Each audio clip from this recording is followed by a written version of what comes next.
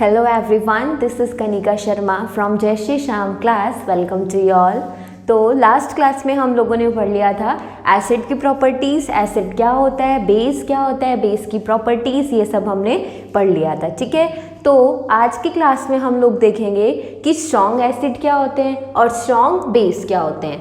पिछली क्लास में तो ये पढ़ा था कि एसिड सोर होते हैं टेस्ट में, बेस बिटर होते हैं, कुछ एग्जाम्पल्स देखे थे लाइक HCl एसिड होता है ना, NaOH बेस होता है, ये सब। तो आज हम लोग देखेंगे स्ट्रॉन्ग एसिड और स्ट्रॉन्ग बेस। ठीक है, तो सबसे पहले तो ये देखना है कि स्ट्रॉन्ग का मतलब क्या है, यानी कि यहाँ स्ट्रॉन्ग एसिड किसको बोला गया है ना। तो स्ट्रॉन्ग एसिड क्या है यहाँ पे, N acid which completely dissociate into ions in its aqueous solution, यानी कि स्ट्रॉन्ग एसिड वो एसिड होते हैं कि जो कम्प्लीटली क्या हो जाते हैं, डिसोशिएट हो जाते हैं। यानी कि डिसोशिएट का मतलब ऐसे बोल सकते हो बिखर जाते हैं, किस चीज़ में, अपने अपने आयंस में, किस कहाँ पे, एक्वस सोल्यूशन में। लाइक सपोज ऐसे सोचो H2O है तो वो अपने H2O तो ऑलरेडी एक्वस होता है, ठीक है भाई, लिक्विड ही है ये तो। पर इसने क्या बोला है कि स्ट्रॉन्ग एसिड वो एसिड होते हैं जो कम्प्लीटली अपने अपने आयंस में डिसोशिएट हो जाते हैं अपने एक्वस सोल्यूशन में, ये बोला है। ठीक है, यहाँ स्ट्रॉन्ग बेस का देखें तो क्या है कि a base which completely dissociate into ions in its aqueous solution, ये भी क्या है, स्ट्रॉन्ग बेस। पर अब यहाँ पे अलग अलग क्या चीज़ है कि यहाँ तो स्ट्रॉन्ग एसिड है तो एसिड डिसोशिएट हो रहा है, यहाँ स्ट्रॉन्ग बेस की बात कर रहे हैं तो बेस डिसोशिएट हो रहा है, बस इतना सा डिफरेंस है। ठीक है, अब स्ट्रॉन्ग एसिड के एग्जाम्पल देखते हैं। क्या एग्जाम्पल है, hydrochloric acid that is HCl, है ना। बताया था कि एसिड क्या होते हैं, जहाँ पे H लग रहा है, हाइड्रोजन लग रहा है, वो क्या है, आपके एसिड है। ठीक है, नेक्स्ट है सल्फ्यूरिक एसिड, इसमें क्या लग रहा है आपका H2SO4, H, यहाँ भी H आ गया तो ये भी क्या है, एसिड है। नेक्स्ट है नाइट्रिक एसिड, क्या है, नाइट्रिक एसिड, इसके अंदर क्या है, यहाँ भी हाइड्रोजन है, ये भी क्या है, आपका एसिड है। पर अब एसिड में भी कौन सा एसिड है, स्ट्रॉन्ग एसिड है। ठीक, यहाँ पे है स्ट्रॉन्ग बेस में, तो स्ट्रॉन्ग बेस में फॉर एग्जांपल सोडियम हाइड्रोक्साइड। अच्छा, हाइड्रोक्साइड यानी कि OH लग रहा है ना, तो OH लग रहा है तो पहले भी ये प्रॉपर्टी बताई थी, जहाँ OH लग रहा है वो क्या है, आपका बेस है। ठीक है, तो यहाँ पे आ गया NaOH, इसका मतलब ये क्या हो गया, आपका स्ट्रॉन्ग बेस। स्ट्रॉन्ग बेस कैसे हो गया, ये ऐसा बेस है जो एक्वस सोल्यूशन में क्या हो जाता है, अपने अपने आयंस में डिसोशिएट हो जाता है। ठीक है, नेक्स्ट है पोटेशियम हाइड्रोक्साइड यानी कि KOH। ठीक है, इस KOH ये भी क्या है, आपका स्ट्रॉन्ग बेस है। ठीक है, ये हो गया। अब हम बात कर लेते हैं स्ट्रॉन्ग की तो कर ली, अब वीक की करते हैं। वीक में क्या है, तो देखो वीक एसिड्स, इसके अंदर क्या है, N acid which does not completely dissociate into ions in its aqueous solution, यानी कि जो अपने अपने आयंस में डिसोशिएट नहीं होते हैं एक्वस सॉल्यूशन, उसी को हम क्या बोल देते हैं, क्या बोलते हैं, वीक एसिड बोल देते हैं। और इससे जस्ट अपोजिट प्रॉपर्टी थी स्ट्रॉन्ग एसिड्स की। ठीक है, इसके एग्जाम्पल क्या है, फॉर एग्जाम्पल एसिटिक एसिड, और एसिटिक एसिड का फॉर्मूला क्या है, CH3COOH। ठीक है, ये हो गया। अब क्या है, अब ऐसे बोल सकते हो आप तो भाई यहाँ तो OH लग रहा है, ये तो बेस होना चाहिए, OH नहीं लग रहा, ये क्या है, ये अलग है, यानी कि CH3 तो अलग हो गया मिथाइल, और यहाँ क्या है, ये COOH एक साथ, ऐसे नहीं है CO अलग है OH अलग है, ऐसा नहीं है। इसलिए ये क्या है, आपको ये बेस नहीं है। कभी ऐसे बोलो CH3 COOH है यहाँ तो OH तो आपने बेस बताया था, नहीं, CH3 अलग है, COOH एक साथ है। ठीक है, ये हो गया। नेक्स्ट है कार्बोनिक एसिड। कार्बोनिक एसिड में क्या है, फॉर्मूला ये H2CO3, ये क्या है, आपके वीक एसिड्स हैं। ठीक है, नेक्स्ट बात करते हैं हम वीक बेस क्या होता है ना। तो वीक बेस क्या है, a base which does not completely dissociate into its ions in aqueous solution. वही अपोजिट प्रॉपर्टीज के अंदर है कि वो बेस जो कम्प्लीटली डिसोशिएट नहीं होते हैं अपने अपने आयंस में इन एक्वस सोल्यूशन। इसके एग्जाम्पल क्या हैं? Ammonium hydroxide NH4OH। यहाँ देखो NH4 ये अलग है अमोनियम। अच्छा NH3 का क्या फॉर्मूला होता है? NH3 का क्या फॉर्मूला होता है बताओ? फॉर्मूला तो ये है, इसका नाम क्या होता है NH3 का? NH3 का नाम होता है अमोनिया, और आपका ये अमोनियम है यानी कि NH4 है, और OH लग रहा है आगे, तो इसका मतलब क्या है? ये बेस है। ठीक है, तो देख ही रहे हो ये वीक बेस। नेक्स्ट है pH स्केल का कॉन्सेप्ट देखते हैं। आपके हेडिंग है NCERT में कॉन्सेप्ट ऑफ pH स्केल। तो pH स्केल की हेडिंग क्या है? स्ट्रेंथ ऑफ एन एसिड और बेस, यानी कि कोई भी एसिड हो या बेस हो उसकी क्या है? स्ट्रेंथ जो है can be determine using a pH scale, यानी कि किससे डिटरमाइन की जाती है? उसके pH स्केल से। क्या डिटरमाइन की जाती है? एसिड हो या बेस हो उसकी स्ट्रेंथ है वो किससे डिटरमाइन की जाती है? एक pH स्केल से। ठीक है, it is a scale to measure the hydrogen ion concentration in a solution. इसके अंदर क्या है? ये एक ऐसी स्केल है जिसके अंदर हाइड्रोजन की कंसंट्रेशन को क्या करा जाता है? मेज़र किया जाता है। क्या मेज़र किया जाता है इस स्केल के अंदर?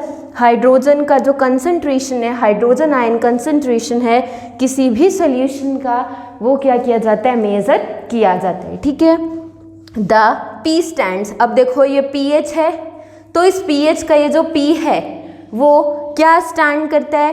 पोटेंस। इसका मतलब क्या है? इस पोटेंस वर्ड का मतलब क्या है? It is a German word which means power. क्या है इसका मतलब? पावर। ठीक है, देखो यहाँ तक सीधी सी बात ये थी कि अगर आपको एसिड हो या बेस हो उसका जो क्या मेज़र करना है? स्ट्रेंथ मेज़र करने के लिए हम एसिड हो या बेस हो क्या यूज़ करते हैं? एक pH स्केल को यूज़ करते हैं। ठीक है, वो pH स्केल क्या है कि मेज़र करता है हाइड्रोजन आयन कंसंट्रेशन को किसी भी सॉल्यूशन के अंदर। ठीक है, अब pH स्केल का जो P वर्ड है वो उस वर्ड को हम बोलते हैं पोटेंस। pH के अंदर जो P एक सिंगल है pH, इस P को हम क्या बोलते हैं? पोटेंस। क्या बोलते हैं? पोटेंस, जिसका मतलब क्या है? यहाँ पे पावर है। ठीक है, ये हो गया आपका pH स्केल के बारे में। अब हम लोग देखेंगे कि जो pH स्केल है वो अब pH स्केल में देख लिया कि भाई क्या क्या है। अब कि भाई कौन से सोल्यूशन का या कौन सी किन किन चीज़ों का क्या क्या pH है, न्यूट्रल क्या होता है pH में, और बेसिक किसको बोलेंगे? एसिडिक क्या हो जाता है? ठीक है, तो ये सब तो अब डिफरेंट कंपाउंड्स का हम लोग देखेंगे कि किसका pH क्या है। तो अब नेक्स्ट हेडिंग देखते हैं कि डिफरेंट कंपाउंड्स का pH क्या है।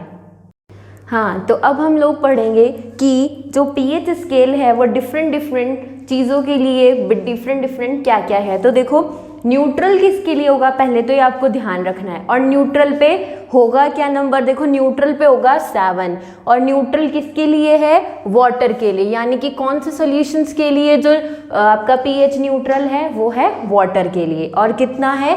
7 है। अगर 7 से ज़्यादा है यानी कि मोर देन 7 है तो वो किसके लिए यूज़ किया जाता है? कैसे सॉल्यूशंस के लिए? Basic solutions.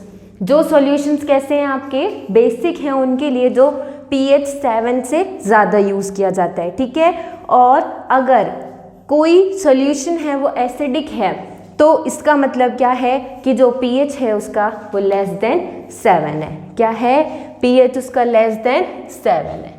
ठीक है, ये 3 पॉइंट्स आपको ध्यान रखने हैं। ऐसी सी कोई स्केल भी होगी NCERT में, है ना, तो यहाँ पे न्यूट्रल के लिए तो होगा 7, यहाँ होगा एसिड और यहाँ होगा बेस। तो जैसे जैसे इधर मूव करेंगे हम लेफ़्ट की साइड, वैसे वैसे कोई सोल्यूशन है वो एसिडिक होता जाएगा, और जैसे जैसे इधर राइट हैंड साइड मूव करेंगे तो वैसे वैसे सोल्यूशन है वो आपका बेसिक होता जाएगा। ठीक है, इतना सा था आपका pH स्केल में। अब हम देखेंगे कि भाई जो pH है उसका इम्पोर्टेंस क्या है हमारी एवरीडे लाइफ में। ठीक है, तो फर्स्टली देखेंगे importance of pH in everyday life.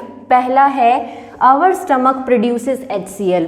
Common सी बात है, लाइफ प्रोसेस में पढ़ा भी होगा कि जो अपना स्टमक है उसके अंदर HCl प्रोड्यूस होता है, ठीक है, गैस्ट्रिक जूस है, तो that help in the digestion of food, जो क्या हेल्प करता है फूड को डाइजेशन करने में। ड्यूरिंग इनडाइजेशन यानी कि जब फूड डाइजेस्ट नहीं हो पाता है, the stomach produces too much acid, तो स्टमक क्या करता है, बहुत ज़्यादा एसिड को प्रोड्यूस करता है। एसिड के यहाँ पे HCl है, ठीक है, एंड दिस कॉज पेन, जो क्या करने लग जाता है, स्टमक में पेन करने लग जाता है, and irritation to get rid of this pain, यानी कि इस पेन से बचने के लिए antacids like MgOH whole twice, क्या एंटासिड्स यूज़ कर सकते हैं, MgOH होल ट्वाइस, या इसको हम बोलते हैं मिल्क ऑफ मैग्नीशिया, क्या बोलते हैं, milk of magnesia, and sodium hydrogen carbonate that is baking soda.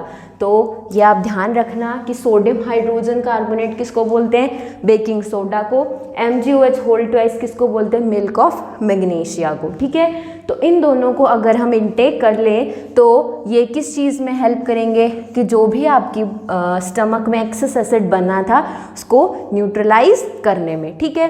तो स्टमक में अगर इनडाइजेशन हो या HCl है, आपका एसिड है स्टमक में, वो ज़्यादा सीक्रेट होने लग जाए, तो क्या क्या ले सकते हैं हम, milk of magnesia that is MgOH whole twice, और क्या ले सकते हैं, sodium hydrogen carbonate that is baking soda. इससे क्या होगा कि आपके जो स्टमक में एसिड प्रोड्यूस हुआ है वो न्यूट्रलाइज हो जाएगा, ठीक है। नेक्स्ट देखते हैं tooth decay caused by acids, यानी कि टीथ खराब हो जाना, यानी कि दांतों का खराब हो जाना, किसकी वजह से, एसिड्स की वजह से। तो bacteria present in the mouth, यानी कि हमें पता है ये बैक्टीरिया प्रेजेंट होते ही है माउथ में, produces acid by degradation of sugar and food particle, यानी कि अपने माउथ में जैसे फूड का कोई पार्टिकल फंसा रह जाता है, या जैसे शुगर का, है ना, अपन स्वीट्स वगैरह खाते हैं इन सब से, तो क्या होगा कि bacteria present in the mouth produces acids, acids को प्रोड्यूस करने लग जाएंगे बैक्टीरिया, किसका डिग्रेडेशन करके, जो भी आपके माउथ में फूड पार्टिकल फंसा रह गया उससे, remaining in the mouth after eating, यानी कि खाने के बाद जो रह जाता है ना आपके माउथ में वो, when the pH of acid formed in the mouth falls below 5.5, यानी कि जब क्या होता है कि आपके माउथ के अंदर जो एसिड बनता है उसका pH 5.5 से भी नीचे आ जाए, तो क्या होगा, टूथ डिके स्टार्ट, यानी कि दांतों का आपका डिकेइंग होना स्टार्ट हो जाएगा। कब, अगर इसका pH 5.5 से कम आ गया तो, ठीक है। The best way to prevent this, अब इससे बचने के लिए क्या होगा, to clean the mouth after eating, यानी कि खाना खाने के बाद आपको अपना माउथ क्लीन करना चाहिए, क्यों, जिससे टूथ डिके ना हो, इसलिए। Using toothpaste which are generally basic for cleaning, यानी कि टूथपेस्ट का यूज़ करना चाहिए, क्यों, हमारे माउथ में एसिड तो बन गया, अब क्या है उसको न्यूट्रलाइज करने के लिए टूथपेस्ट, यानी कि जो बेसिक होता है उसका यूज़ करना चाहिए, ठीक है। The teeth can neutralise the excess acid and prevent tooth decay, यानी कि जो क्या बोलते हैं, क्लीनिंग के लिए आप क्या यूज़ कर रहे हो, टूथपेस्ट जो यूज़ कर रहे हो वो क्या कर देगा, न्यूट्रलाइज कर देगा आपके माउथ में जो भी एसिड बैक्टीरिया के थ्रू प्रोड्यूस हुआ है, ठीक है, ये हो गया।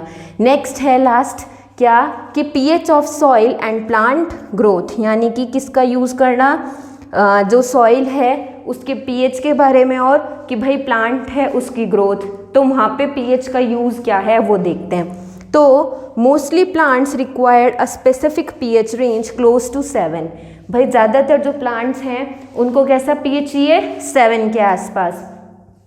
इन दिस क्या लिखा है ये, फॉर देयर हेल्दी ग्रोथ, यानी कि किस चीज़ के लिए, उनकी हेल्दी ग्रोथ के लिए, तो पता ही ये सबको नॉर्मल सी बात है। If the soil is too acidic और basic the plants growth badly और do not growth at all, यानी कि अगर आपका जो सॉइल है जहाँ पे प्लांट की ग्रोथ हो रही है, अगर वो ज़्यादा एसिडिक या ज़्यादा बेसिक हो गई तो क्या हो जाएगा, प्लांट की ग्रोथ प्रॉपरली नहीं होगी, ठीक है। pH of the soil can adjusted by using certain chemicals. अच्छा, सॉइल के अंदर आप केमिकल्स वगैरह यूज़ करते हैं, क्यों यूज़ करते हैं? जिससे जो सॉइल का जो pH है वो न्यूट्रलाइज होता रहे, इसलिए। ठीक है, for example if the soil is too acidic, अगर सॉइल क्या है, ज़्यादा एसिडिक है, then it is treated with like quick lime और स्लेक लाइम। यानी कि लेट सपोज आपकी जो सॉइल है वो ज़्यादा एसिडिक हो गई और वहाँ पे प्लांट की ग्रोथ है वो रिटार्ड हो रही है, तो आपको क्या यूज़ करना चाहिए? स्लेक लाइम या क्विक लाइम। क्या यूज़ करना चाहिए? क्विक लाइम या फिर स्लेक लाइम को यूज़ करना चाहिए। ठीक है, और अगर आपकी जो सॉइल है वो कैसी है? एल्केलाइन है नेचर में। कैसी है? एल्केलाइन है, तो हमें क्या यूज़ करना चाहिए? डिकेइंग ऑर्गेनिक मैटर यूज़ करना चाहिए कि जिससे जो उसकी एल्केलिनिटी है वो थोड़ी रिड्यूस हो जाए। तो एसिडिक है अगर आपकी सॉइल तो हमें क्या यूज़ करना चाहिए? क्विक लाइम या स्लेक लाइम, भाई उसको थोड़ा सा रिड्यूस करने के लिए उसकी एसिडिटी को, किसकी? सॉइल की। और अगर आपकी जो सॉइल है वो एल्केलाइन है नेचर में, तो हमें क्या यूज़ करना चाहिए? क्या बताया था? डिकेइंग ऑर्गेनिक मैटर को यूज़ करना चाहिए। ठीक है, तो आज की क्लास में हम लोगों ने ये पढ़ा भाई कहाँ कहाँ पीएच स्केल यूज़ होता है, पीएच स्केल क्या होता है, strong acid, weak base, weak acid, strong base, ये सब। ठीक है, तो नेक्स्ट क्लास में हम लोग पढ़ेंगे कि भाई ये आपका जो प्लास्टर ऑफ पेरिस है इन सब के बारे में, और आगे given compounds different baking soda वो सब कहाँ यूज़ होता है, प्लास्टर ऑफ पेरिस पीओपी कहाँ यूज़ होता है, ये सब इनके बारे में पढ़ेंगे। ठीक है, तो आज की क्लास में हम लोगों ने पीएच स्केल पढ़ा और स्ट्रॉन्ग एसिड वगैरह के बारे में देखा। तो यहाँ इसकी आज की क्लास के जो नोट्स हैं आपको टेलीग्राम लिंक पे, टेलीग्राम चैनल पे मिल जाएंगे। डिस्क्रिप्शन बॉक्स में टेलीग्राम लिंक है, अवेलेबल होगा, वहाँ पे आपको नोट्स आज की क्लास के मिल जाएंगे। और अगर आपको कोई भी क्लास रिलेटेड प्रॉब्लम है तो you can ask on comment section. ठीक है, तो नेक्स्ट क्लास में मिलते हैं।